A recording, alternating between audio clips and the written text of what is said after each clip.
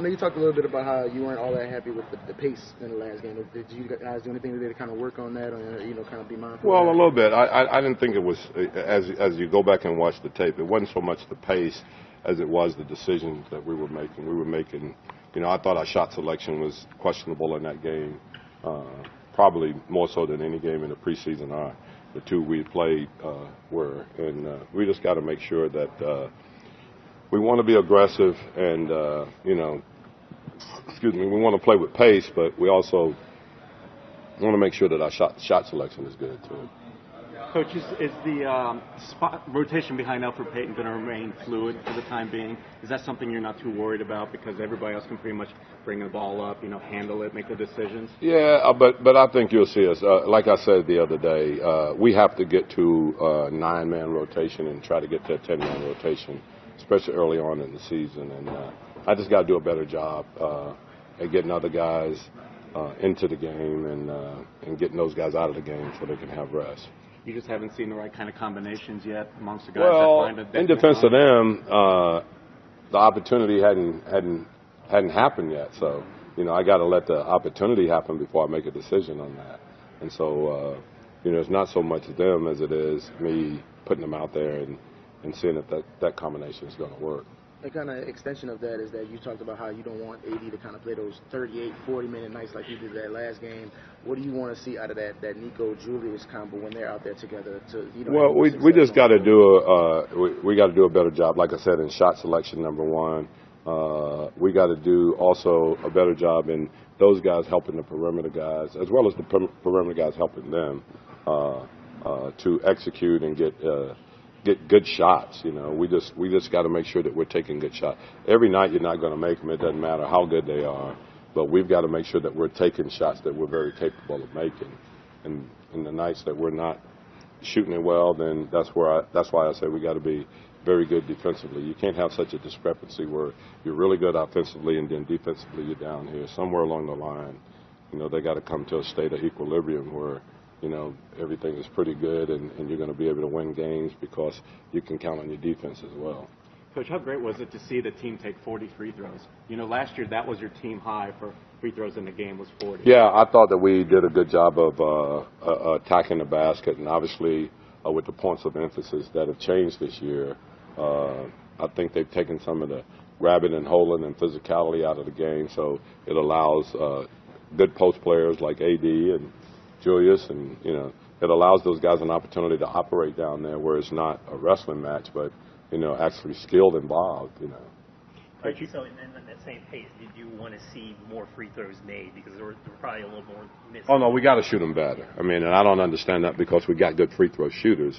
I'm not real sure why we're walking to the line and not knocking down. Most of the time right now we become a 12 team, and 1 for 2 when we go to the line, and we just got to get out of that syndrome because what it does is that it causes you when you have an opportunity to have separation, because when you're going to the line shooting 40 free throws, you're there quite often, and what it does is that it doesn't allow us to create separation because we're going 1 for 2 most of the time, and that 8-point lead that should be a 12 or 14-point lead, all of a sudden a couple of baskets and it's gone away. So we just got to do a better job of stepping up there and being focused and making them.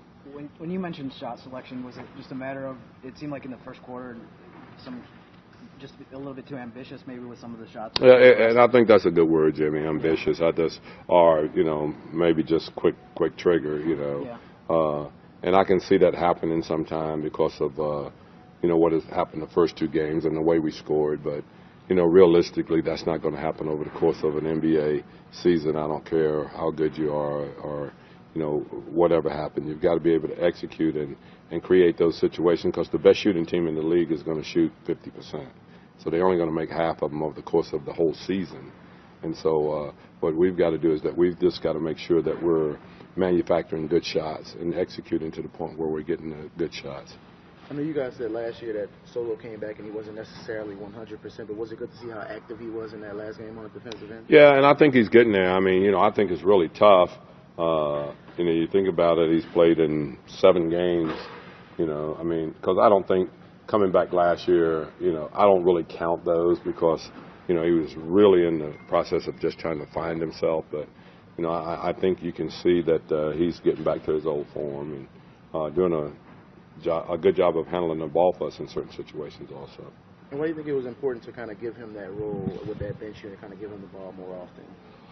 Oh, I just think that, you know, when we're playing Ian out there, we're taking away what he does best. And, you know, he's a pin-down, catch-and-shoot guy, and he's very good, you know, with floaters and coming off screens. And when we had him trying to facilitate all of that, you know, we're taking something away that's very positive for our team and something that he does well. So we thought that we'll try solo and see how that worked out. And I thought it worked out pretty well.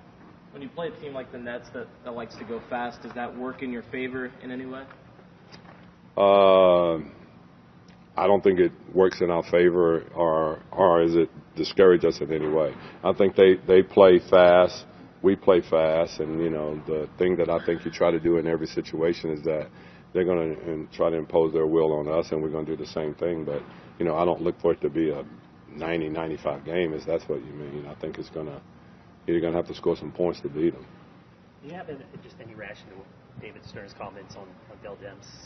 Nah, I really don't. I don't have, you know, I think for us, we worry about our team. We worry about, you know, our franchise. I got a great working relationship with Dell. I think we've got a good team that we put out on the floor, and that's because of he and Mickey, and that's all I need to say. You know, I think, you know, what has happened here is that, you know, our franchise got a really bright future, and that's all need to be said. And Go ahead. How different do you think Drew's approach has to be this year compared to playing with Rondo versus playing with Alfred? Do you think it's a little different for him this year?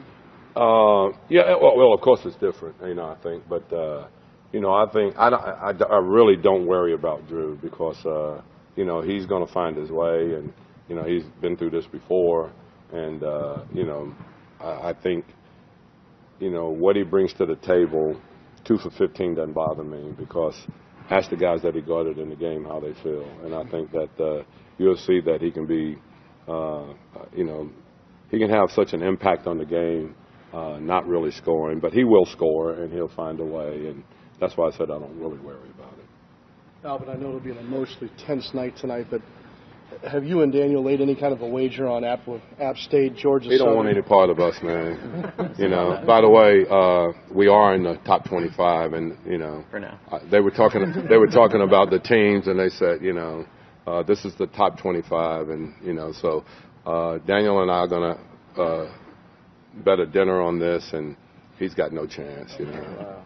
I mean, you're talking about a team that once went, you know, championship, repeat, three-peat. I don't remember Daniel's school doing that, if I'm not mistaken. We've won 6, but who's counting? Georgia Southern, yeah, but that didn't count either. Okay. I wore this shirt just for you. No, I know. I saw it when I came in.